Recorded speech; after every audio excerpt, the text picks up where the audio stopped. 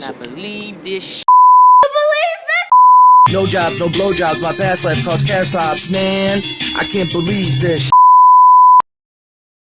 Can you believe this?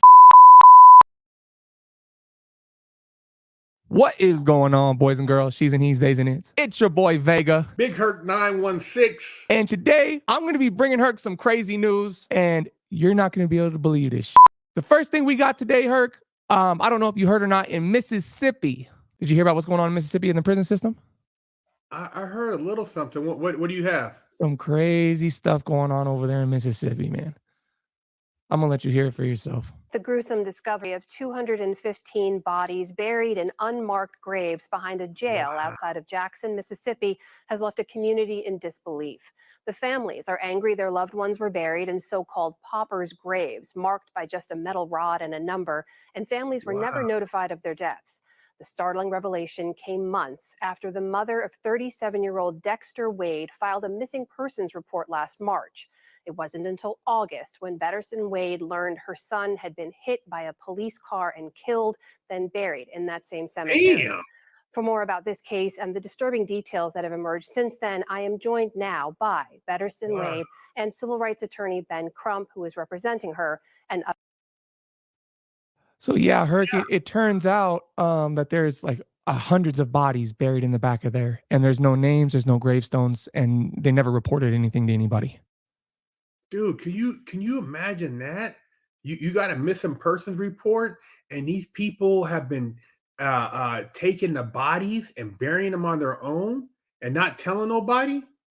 That's crazy, man. I mean, they said that guy was hit by a police car, so they picked the body up, took it behind there and buried it and didn't tell nobody. That has to be illegal, right? Like there has to be something. Oh man, that's major. Bro, they're gonna bankrupt that whole town. They're gonna bankrupt. That's hundreds of millions of dollars. That's like literally bankrupt that town, man. The liability for that. You guys are moving bodies. Your people have been murdered, and you're not saying nothing. And you got all the people maybe who have been gone for who knows how long. People have been looking for them, or somebody in jail. You can't get a hold of them. I mean, dude, that's crazy. Now let me ask you this, Herc. Should somebody, whoever moved that body or whoever called the shot, whoever was making the rules and giving the directives to move the bodies and not report it, they should be facing some prison time themselves, right? If me or you did that as a citizen, we'd go to prison. Dude, that's a RICO. Whoever was involved in those grave sites, because there's multiple. So obviously they were all buried in the same area. So there was somebody who was conducting the placing of the bodies next to other bodies. So that's a continuing criminal enterprise. You guys have been engaged in the unlawful moving of a corpse and what do you call it, covering up crimes. I mean, dude, that's major. That's major. It's mind-boggling, man. And once again, if no one gets arrested or goes to jail for this, it's just another time where the government, either it's at a state level or federal level, just getting away literally with murder. Yeah, or total city corruption. Whoever in that town is behind that. Because you mean to tell me 200 bodies, man, and nobody said anything? That's years, man. Well, dude, when you hit a body, remember you call it in. Oh my God, I hit a body. I hit somebody. I mean, what'd you do? You got to call somebody else to come pick the body up. So you got to report it. Yeah. How many of those people could have survived if they would have called the EMT? Dude. Crazy world we live in, bro. Once again, the prison. And that's what's weird. It was found behind or inside of a prison or behind a prison, but that guy wasn't in prison. He was hit by a police car. That's what I'm saying. That's what's mind blowing, because it was found behind. So you would think, okay, maybe there were incidents in prison and they're covering up the death. That we get because we know that happens in prison. Yeah. We've heard of that before. Yeah. But this guy wasn't even in prison. Yeah. What's going on, bro? That's crazy, bro. That's scary, dude. It's so scary. I guess down south is still nuts, man. I saw some stuff in Alabama and Georgia prison systems that's just, I mean, people are just completely left alone, locked inside of these prisons. Down there, they still call you boy. Yeah. They're not, hey boy. Hey, come here, boy. You know, they Yeah. call you boy, they call you the N-word. I mean, dude, it's totally different. I mean, you know, people assume certain things. And yeah, you get down there in some of them places, Alabama, some of them really like backwoods type towns, and bro, you get your ass in some shit. Well, you know, me and you both, I'm not trying to speak on your political views, but me and you both don't believe in using race as an excuse or none of that stuff. But we have to admit that down, like you just said, down there, it's still a certain way. How many of Yeah. those bodies do you think are predominantly black? Are those all African American bodies? And what if they Well, are? Does that it would become a be race crime? that become an interesting thing right there, man, because like you Mm. said, if all the bodies, the majority of them are black, but you know, I know a white guy who did time in Florida. He said, dude, they're burying bodies there, white and black. Yeah, Herc. Moving on, it turns out, I don't know if this was in the last 48 hours or the last 24 hours, there was a guy that murdered 8 people, 8 different people in suburban Chicago, and then ended up somehow in Texas. And the marshals and all the, you know, ended up killing himself instead of turning himself in. Yeah, I want to see what's going on with that and let you take a peek at that real quick. Here's the story right here. To another breaking news update, we are waiting to hear from police in the murders of 8 people in Joliet. Police say the suspect shot and killed himself in Texas after a manhunt by multiple law enforcement agencies. CBS 2's Mugo Adigwe has new details. Joliet police say they might give us an update about this case sometime today. We're still waiting to hear more from them, but we know this case involves 3 different locations and happened over a span of 2 days in Joliet. As you mentioned, that suspect was found dead 1,200 miles away in Texas last night. According to Joliet police, the investigation started on Sunday night after 2 separate shootings, one of those shootings deadly. The common link, a red Toyota Camry. The car was registered to the suspect's 23-year-old Romeo Nance. Deputies traced the registration to a home on the 2200 block of West Acres Road. They set up surveillance in the area in case Nance came back. But on Monday, investigators made a horrific discovery. 2 people were found dead inside a house on Acres Road, and across the street where police say relatives of those 2 victims lived, 5 more people were also found shot to death. Investigators still haven't said if those are Nance's family members, only that they are known to Nance. Now, around 8:30 yesterday evening, Joliet police learned Nance had been spotted by U.S. Marshals in Natalia, Texas, about 30 miles southwest of San Antonio. He was found in a car at this Valero gas station. Here's how authorities describe what happened next. Called, and how we got into this was a possible pursuit coming out of Bexar County, and it ended up here. And at this location, the suspect of multiple homicides was basically cornered, and at some point in there, he took his own life. So that's kind of where we're at now. Police in Texas wouldn't say if there was any exchange of gunfire, but again, we are waiting to see if Joliet police will have an update on this case for us sometime today. We'll keep you updated. Holy Herc. So he clips 2 people, goes across the street, and finishes off the entire family. 8 people in total. Yeah, man, you gotta wonder, like, dude, across the street, how do you pick these people, man? This I'm guy, wondering, you know, go ahead. he had to have some type of connection with him, don't you think? That's what I was going to say. It's usually over a woman. When men snap this way, it's usually over a romantic situation, right? Well, yeah, because you got to think about it.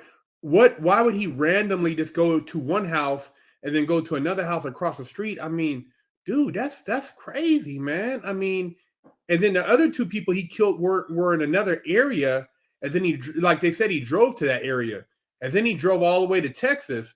So obviously, this guy was on some type of suicide mission, man.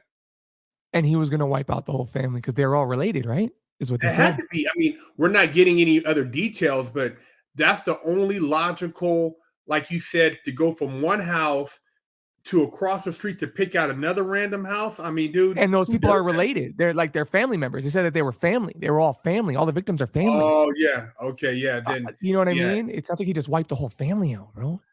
Yeah. This is this is a prime example. These young men out here, man, who are just so emotional, Yeah. over Yeah. whatever Yeah. Yeah. Yeah. situation, and they just, they just take to violence, man. It's like they have no coping skills, lack of coping skills, man. Lack of dealing with controversy or issues. These a lot of these young guys, man. That's all I can say, because the need for violence and murder like this, man, it's uncalled for.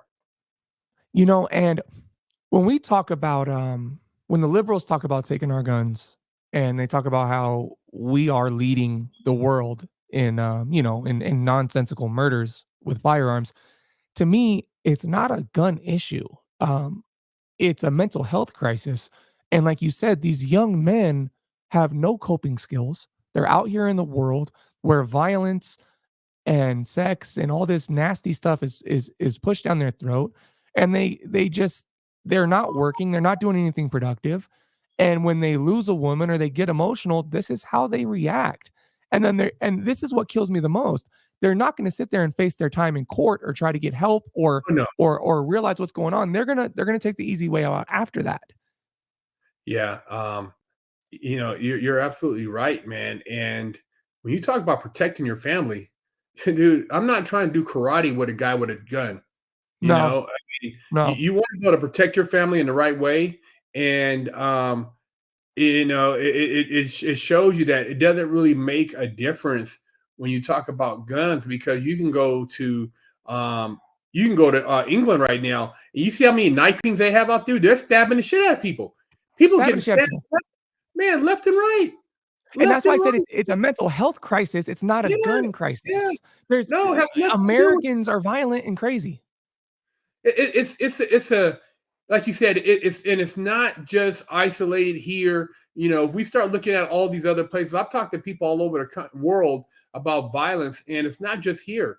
It's like you said, social it's a social condition based on the exposure. I believe the violence, lack of father figures, the Mhm. the overstimulation of like sexual content. There's a lot of things Yes. that are creating Yes. these type of individuals.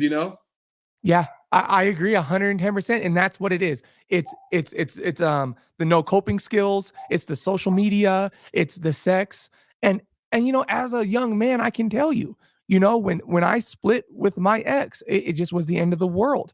And to think about her out there just all over social media naked and doing all this crazy stuff that's normalized now, I was getting in my head. But luckily, I was able to start working out, and I had, I'm from a different generation. I'm not 23, I'm 33. So we were Yeah. taught some coping skills. I feel like I'm the last of my generation was the last one that can still be normal.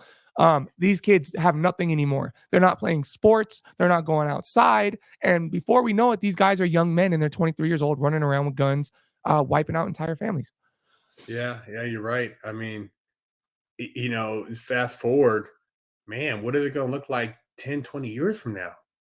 I don't want to know. It scares me, dude. Dude, it is scary. It's scary when I think about these young men and just the inability to handle regular everyday issues at work. Regular stress.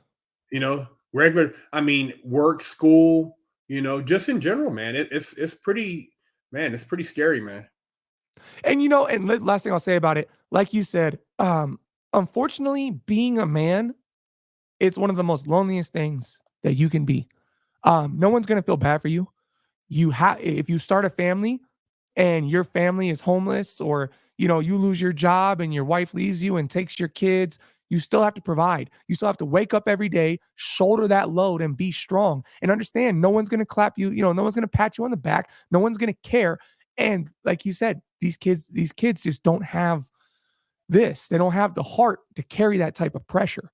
And like you said, I think it's the father thing, because for me, my father wasn't really in my life. But what I did learn from him was, listen, I had to restart my life 3 times. I had to restart my life at 48 years old. I went to college at 48 years old. I was cleaning trash cans at 48, making less than minimum wage. But guess what? I got a new house again. I'm 55 with a new house. That's all he ever taught me. I've restarted 3, 4 times in my life, been divorced, lost everything. Women are going to cheat. People are going to run off on you. No one cares. Man up. And that That's always right. stuck with me. That's right. You can't be a But, victim, yeah. bro.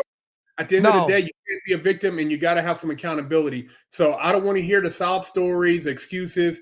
At the end of the day, if you're healthy, you're not confined to a bed, or you Right. can't move around, and you can actually, God blessed you with the ability to be healthy. No excuses. No excuses. Yeah, man. And this is why we need more programs for these kids, man. This is why I want to start boxing programs and really start getting back into the youth. You know what I mean? Because we got to have somebody that's putting these thoughts in these kids' heads. That way, when they are 23 and they go through their first divorce or their first breakup or something happens, they lose custody of their kids, whatever, they lose their job, they got to have our, men like me and you, we got to talk to these kids. We got to put stuff in the back of their brain for when they're under this pressure so that they don't snap like this young man did. But No, I totally agree. Anyway, speaking on the kids, rolling into our next episode here, or our next topic, we got a lady by the name of Joy Reid. You know who Joy Reid is? Oh man. LGBTQ parents and parents of LGBTQ kids. So they have parental rights. Every parent, Joy. Every parent means every parent has the fundamental right to direct the upbringing of their children. And liberal parents, do liberal parents have those rights as well? All parents. Sure. So let me point you to some statistics, because the question becomes then who gets to decide what all kids get to read? The Washington Post took a look at that about 1,000 plus book challenges that were filed, and they found that they were filed nationwide by just 11 people. Each of these people brought 10 or more challenges against books in their school district. Together, these serial filers constituted 6% of all book challengers, but they were responsible for 60% of filings in Florida. Okay, so what she's saying is that two people filed. Now, just so people understand what's going on. People are filing against these books because these crazy authors and these liberals are bringing homosexual, LGBTQ, pornographic literature into our elementary schools. Right, Herc? Man, it's disgusting, man. Look, man, I don't care if you're an award-winning author. I don't care if you got you're a Pulitzer Prize winner, whatever the case may be. There's certain things you should read later in life. You don't need to read about somebody, having experienced rape or incest as a child, man. There's certain phases, just like you're not giving a kid the opportunity to snort cocaine. You're not having him watch people shoot up dope. There's certain things you got to protect your children. So if the definition of a child is somebody who needs protection, that's what a parent does. So for this lady to be advocating, these certain books and this and that. Well, look, as a child, does a child need to be looking at Pornhub? Does a child need to be looking at Scarface? There's certain things that you should wait later in life and let that child at least have the opportunity to be a child before you, expose them to something that gets rid of their innocence. Let a child be innocent. Yeah, I totally agree, because this is what it comes down to. I have 3 kids of my own. They're still pretty young. They are little sponges. However I raise them, whatever I tell them, they will start becoming. I mean, it's literally that simple. That's right. I tell my daughter when women are in bikinis and when I'm scrolling through my Instagram, she'll be peeking over my shoulder.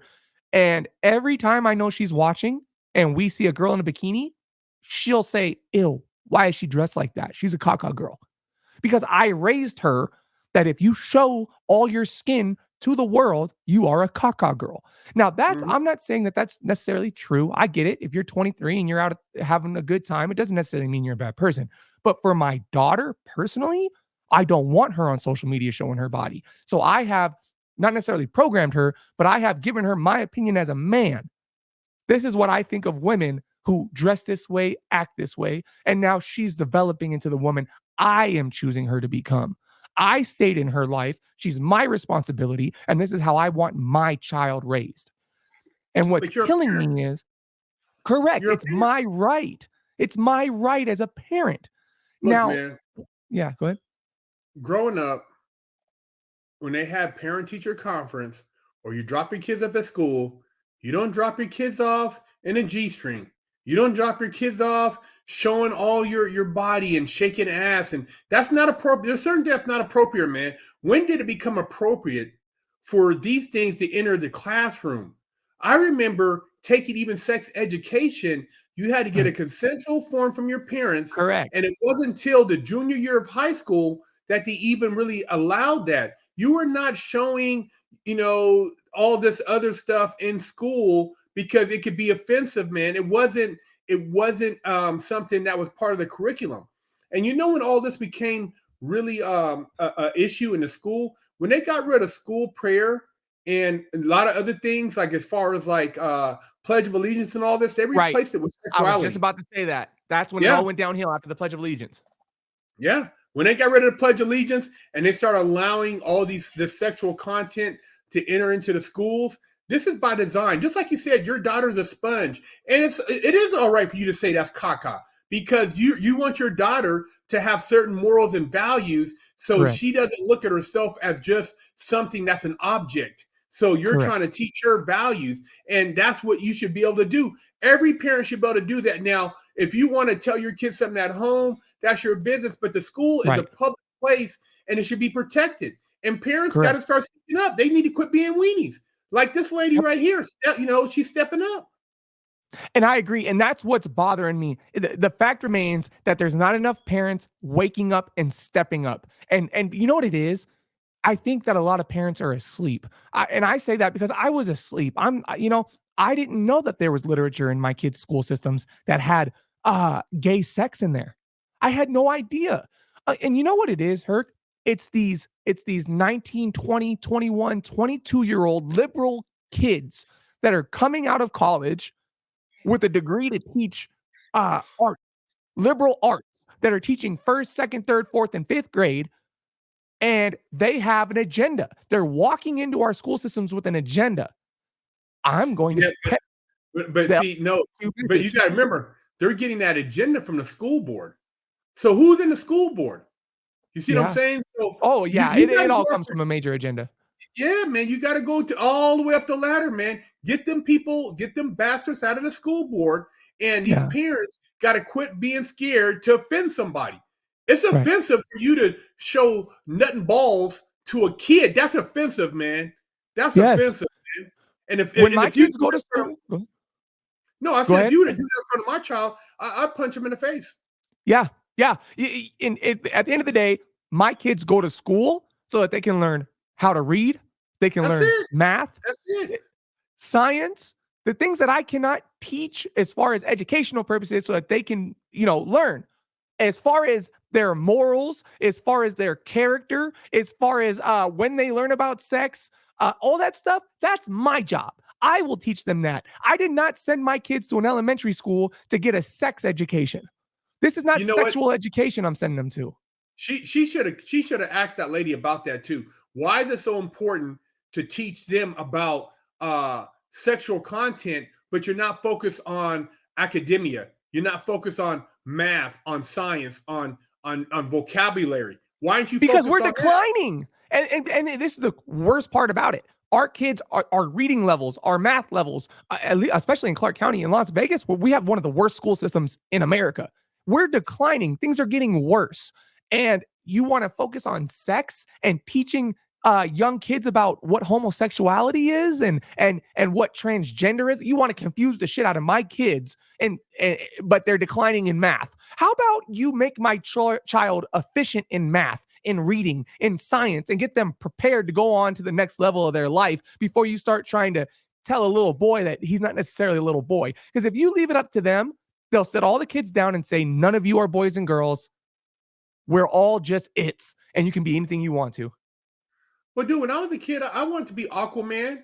I used to get in the bathtub and be in there for an hour, trying to be with my little toys. And then I wanted to be Spider-Man. I used to try to buy the little Spider-Man toys from Kmart and think I had web and think I can climb trees and stuff. Dude, there's all kind of shit you want to be. Right. But your parent is the one who protects you and keeps you in reality so you don't do stuff. I remember as a kid, my grandmother told me, do not touch the lighter. And she went and did something, and I pulled it out. I looked at it and I touched it and burnt my finger. Now I learned a hard lesson. She said, "Didn't I just tell you?" And she came back. I got a spanking, but I learned that that's hot. You got to touch. You got to teach your kids. Kids are curious, and so you don't, like you said, you don't need to fill their mind with all this other bullshit. And those people, man, I'm telling you, they're predatorial, man. They're predatorial. And here's the truth. If my kid is at school and he comes home to me, or my son or daughter is at home and they start wearing dresses and no one has said anything to them, nobody's put it in their head that they can be a girl. They're just into dresses. They're just into dolls. They just want to paint their nails. They're just this way. Hey, man, that's my child. I'm going to watch him develop. And as he gets older and keeps going that way, I'm still going to support him. But he was naturally that way. I'm going to get him therapy. I'm going to get him help. And I'm going to support whatever he wants to be. That's fine. But for my child to come home from school and say, "Dad, is it true that I'm not a boy? That I could be a girl?" Who told you that? Well, Miss Kelsey said that I don't have to be a boy if I don't want to. And now they're all fucking confused and they never would have done it. They never would have went that way if you wouldn't have opened your mouth. That's wrong. That's where it's predatorial. That's where it's weird. So I'll tell you what, we'll finish some of this video real quick just to kind of see what the gist of what she's getting at. Florida. Tampa Bay Times. They found that of roughly 1,100 complaints recorded in Florida since July 2022, we're talking about more than 700 just from two counties, Escambia in the Western Panhandle and Clay County. Together, those are less than 3% of the public school enrollment, 600 of those complaints, 2 people. Why should 13 people get to decide what books tens of thousands of children get to read? Well, I'm thinking it's probably because those 13 people saw what some of the content was in the books. I mean, ding, ding, ding, because you guys are secretly hiding this shit and nobody knows about it because you're hiding it and being predatory about it. That's why. Right, Herc? If we all knew about all these books, how many more parents would be stepping up? Well, on the flip side, like you said, a lot of the parents aren't reading the book, so they didn't know. Maybe these parents are more involved. Yeah. That's all it is. We just don't know. And what did she just say? Well, maybe if more parents knew about this, that's why she's on TV right now spreading awareness. That's right. And thank God for those 2 people that brought this to our attention, because we never would have known what these people were doing to our kids behind our back. Explicit, graphic, sexual content. And I'm happy to talk about some of that content if you'd like to. Well, this is the question again. The books that are being banned. She don't want to talk about the content, Herc. You see that? No, she don't. Because she knows it's wrong. I want to give you just some. Hold on a second. What'd you say, Herc? You know what? I was gonna point out too, man. They get these. I'm gonna be raw with it, bro. They get a black woman that she for one as a black woman, and then liberal, and then she's gonna use the race card. They're gonna use the race card. So if you challenge her. You cannot challenge a black woman in America about anything that, especially if you're white. And so they're using her as a blocking shield to push an agenda. That's all it is, bro. It's raw and simple. And you know what? You hit it perfect because they'll do that and then they won't talk. See, you see how she avoided the content of the books? Well, what did the lady say? Well, let's talk about the content in the books. And hold on, Vega. They see there is a brother I seen at a school board meeting talking. Put the brother on there against her. See, they're not going to put a black against a black. No, they're going to put a white person against a black. And this is, and like you said, they're going to hide behind the fact that they're black, that she's a woman. They're going to find it now. If they could get somebody disabled, they do that on top of it, right? I mean, any type of thing. Well, you can't disagree with me. Why? Because you're only disagreeing with me because I'm black, or you're only disagreeing with me because I'm a woman. Well, you're only disagreeing with me because I'm disabled. So you're not going to argue the facts. You're not going to, come clean and just be real about what's going on. You don't want to talk about the content in the books because it's disgusting. And yeah, you're right, Herc. You're 100% right. But you know what though? That's why it's important that there's people like you. There's people like Candace Owens. You know what I mean? We need more people to come out and be aware of what's going on, because people will fall for the fact that this lady is black arguing with a white woman, and they're just going to take that black lady's side because they don't like white women. But if they actually saw what this black woman was trying to fight for and was trying to push pedophilia onto our children, they'd be like, damn, lady, what the hell are you talking about? If they had the choice to have their kids sit there while she reads some of these books, then they would think differently, man. You know what I mean? You know what's so bad? And go ahead. People what? Like you said, the first thing you see is a black woman and a white woman, and they're using Right. the black woman against the white woman against the black woman, and making it either racist or bigotry. Yes.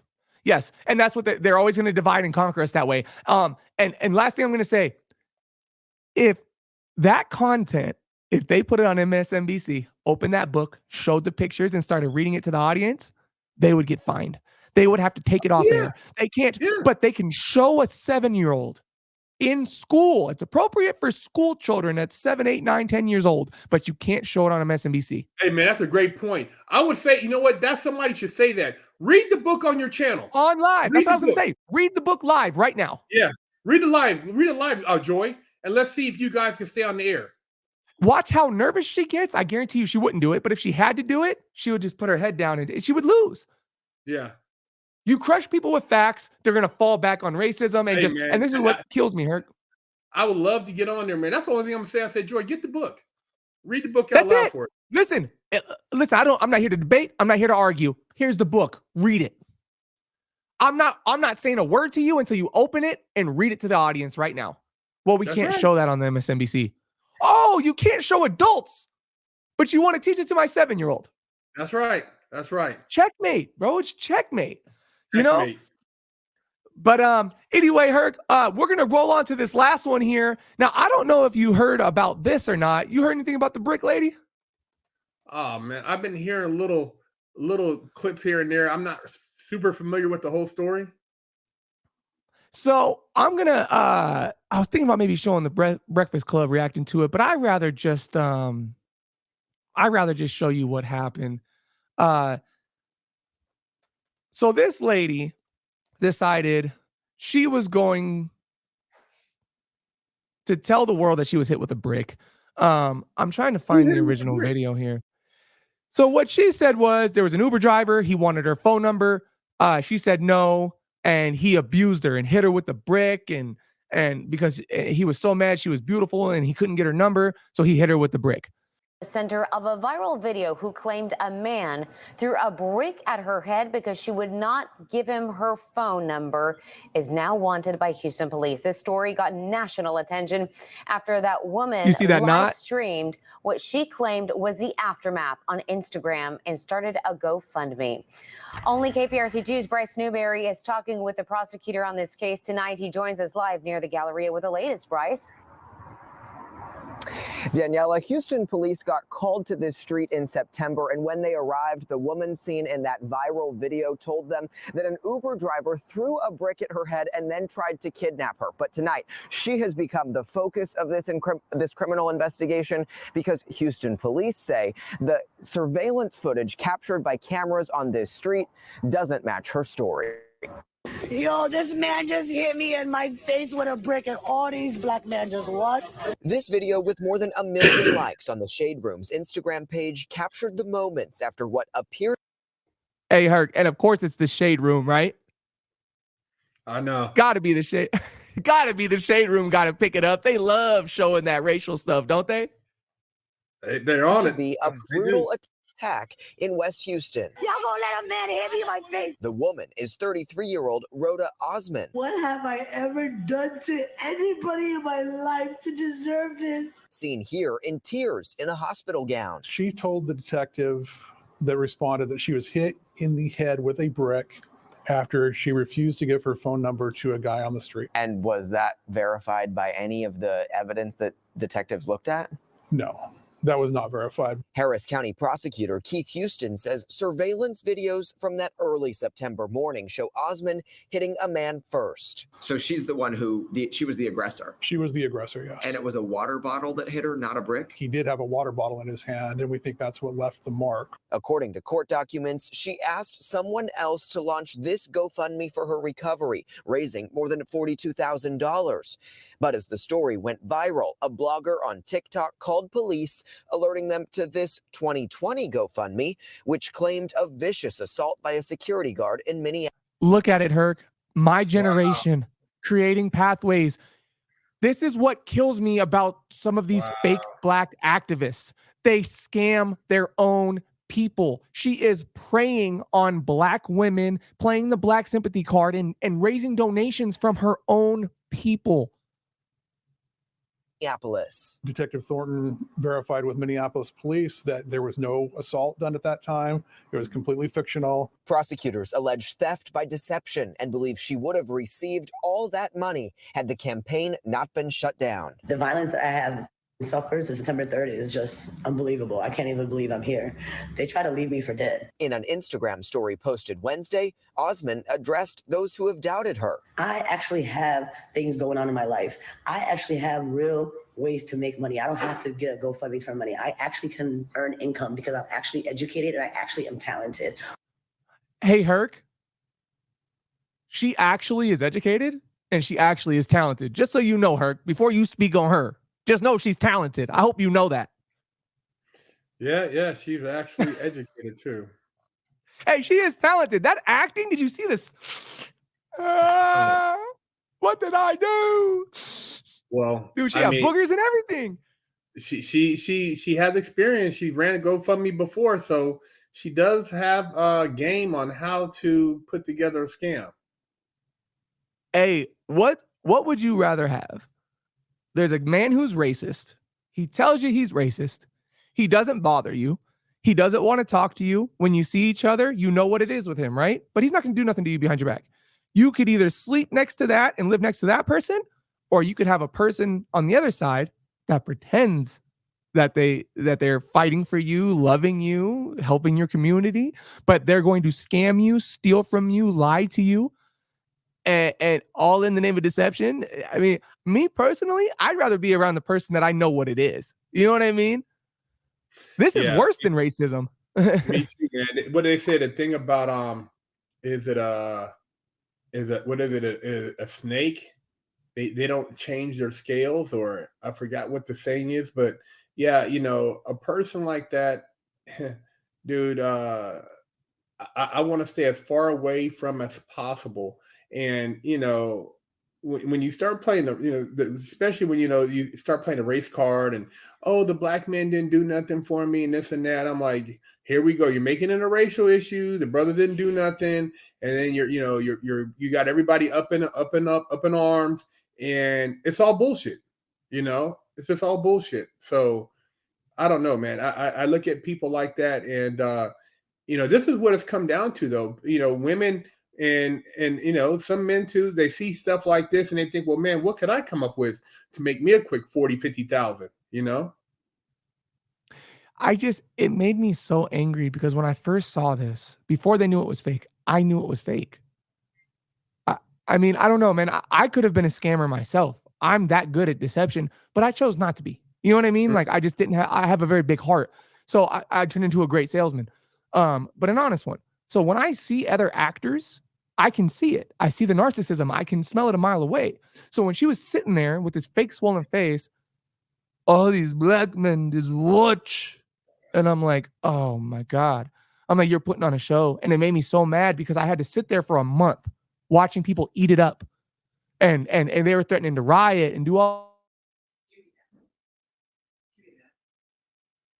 Sure enough, we had to sit here. And that poor fucking Uber driver. Imagine if somebody would have hurt that guy.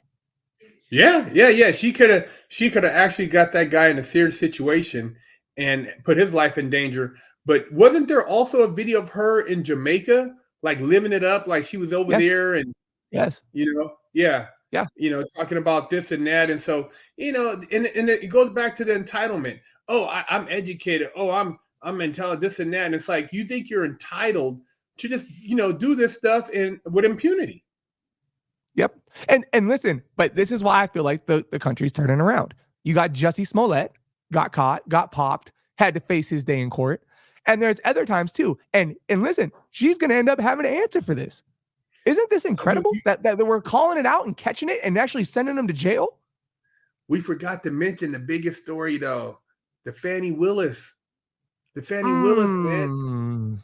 We might as well jump into that right now. Yeah, I forgot. You want to jump into it? That story, yeah, man. Okay, do you know how much the Attorney General for the United States makes a year? 150. 250. I want to say 300 some thousand. But You know how much the special prosecutor that Fannie Willis hired? You know how much he's making to prosecute the Trump case? $500,000. $650,000. She's only making 130 or 160,000. So this guy's making 600-something thousand, and they're parading around the country at these resorts and having a fling. Yeah. With our tax money, we pay for that, right? Yeah. Well, yeah. The people who are funding that prosecution.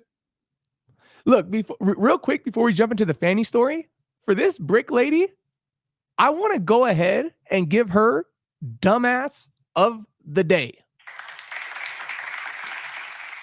Congratulations, brick lady. You are the dumbass of the day. I hope they fine you. I hope you get sued. I hope you have to go do 3 to 6 months. And I don't want to say nothing else, but that's what I'm hoping. What a dumbass. What a dumbass. Last story of the day, Herc. I think you called it out. Fannie Willis. Let's see what's going on. That story right there, man. And her trying to say, she should be allowed to make mistakes, and she can make mistakes, but nobody else can. Right. So basically she was the DA that got the Young Thug RICO trial going on, the Trump RICO that's going on. She's the DA, right, Herc? Yeah. She's the DA, and then she brought in a special prosecutor for the Trump case, and that's when all the everything kind of like got exposed. So let's look at this. It says Fannie Willis, corruption exposed. She is going to be ordered to testify in the special prosecutor's divorce case. Let's take a peek. Let's see what type of, so basically she blew the Trump case for these liberals. The liberals are hot. They're mad as hell at her because she totally fumbled this case. They were going to lose anyway, in my opinion, but now she's really blown it. She's made a spectacle out of it. She's made a joke out of it, and they're going to end up dismissing the case because she's doing such a bad job. Herc, why don't you fill the viewers in a little bit on what exactly she did in the beginning, from the beginning? Well, from my understanding is she brought in a special prosecutor. And when you bring in a special prosecutor, they're supposed to be somebody who's non-biased.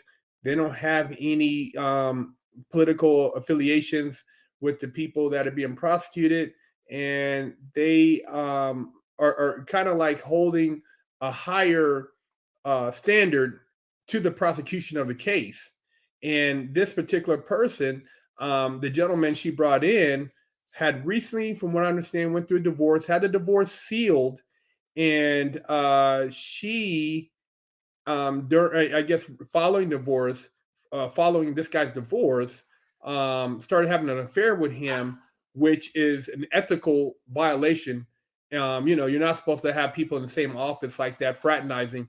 And she spoke about that before, about people in the past fraternizing with each other. So it's interesting how she's now having. So she's a hypocrite. She's a hypocrite then. She basically talked about that and then went ahead and did it herself. Exactly.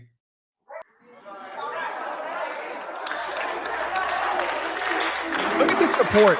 Look at the blind support. This is what you're talking about, her. Just because she's a black woman, look at the blind level of support she gets.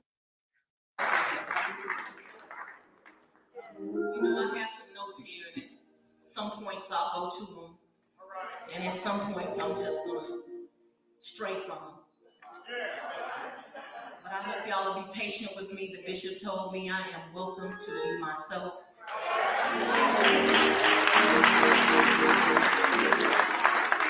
In this very historic house of God. How many of y'all know that's what Bethel means? House of God. There is literally no place in the world I'd rather be than right here with you today.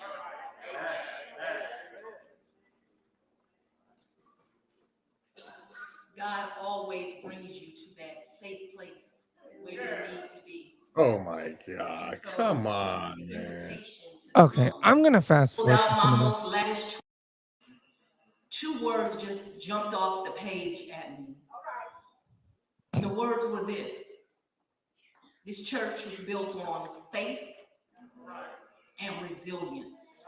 What does faith and resilience have to do with you smashing some guy and having an affair? God. Purpose. Normalized cruelty. Dr. King was saddened. Dr. King? Saddened because What does Dr. King have to do with you? Oh my God, Fucking this is crazy, smashing. man.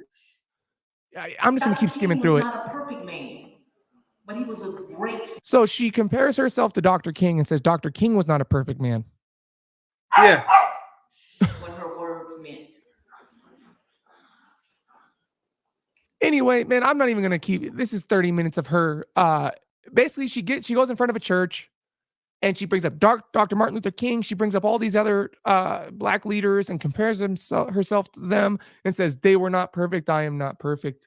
Go halfway. Go halfway to 16. Let's just see what she says at 16 for a minute. Okay, I got you. God, I thank you. God, I love you. I thank you for every tap that makes me stronger. See, I sit here with a peace that surpasses. Holy shit. Man, this is Dear God, I do not want to. Man, this is crazy, bro. And this is like in the black churches, man, this is the type of stuff. This is why people can do all this and then go right back and everybody brings them right back in. But dude, she's saying all this stuff about somebody she's just accusing of election fraud. But yeah, she can do whatever she wants to do. She wants.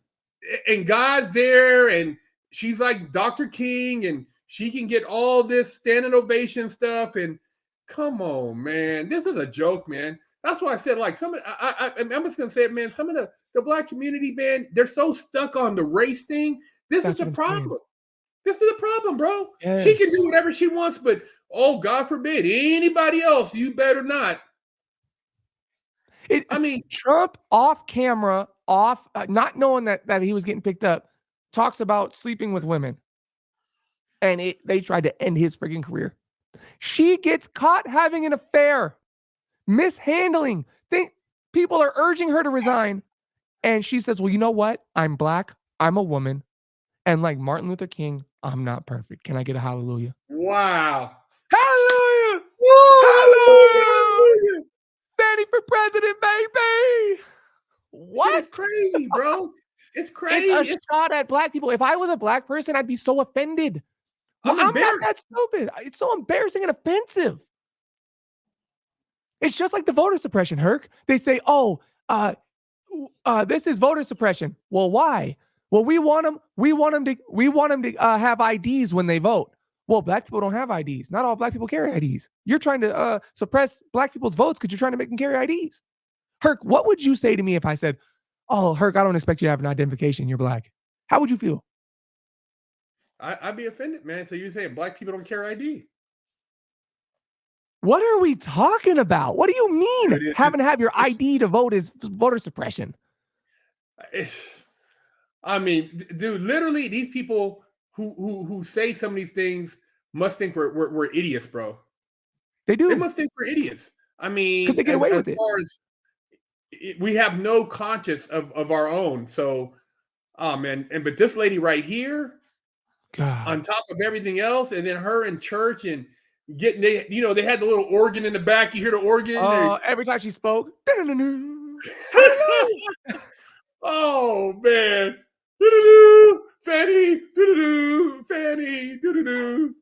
I thought she was supposed to talk about her affair. What the hell is she talking about? I don't know, but it sounds good. You hear that organ? Hallelujah. Oh, man. God. This should have been done, man. This has to be a movie. This should be a comedy movie. If this was a comedy movie, oh my God. No, you know what this is? This is Tyler Perry. Exactly. Tyler Perry episode, bro. This is his next movie right here. You know? It's so the ignorance. The ignorance. And it's so funny because I feel like the world is changing. We're starting to see it. People are starting to see it. People are waking up. You know what I mean? Now there's always going to be the same ignorant people, but this is what bothers me. It's a white liberals agenda pushed over to black puppets to spread to the black people. And then they give it to the black people. The black people eat it up, thinking that they're supporting this puppet. And the white liberals are the one giving them the agenda. And so you're really just supporting a white person's agenda. And then you got people watching it over here. Like, what are you guys doing? How are you this blind? Dude, it's the same thing Malcolm X said: is the white liberal is the worst thing for the black America. Same thing I he made a said. video on that. Nothing's changed, man. Nothing's changed. And he said this, what, in the 50s, 60s, I think? 60s, yeah. He said the biggest enemy of the black people are the white liberals because they pretend to have our best interest at heart. Yeah. It's like you said earlier.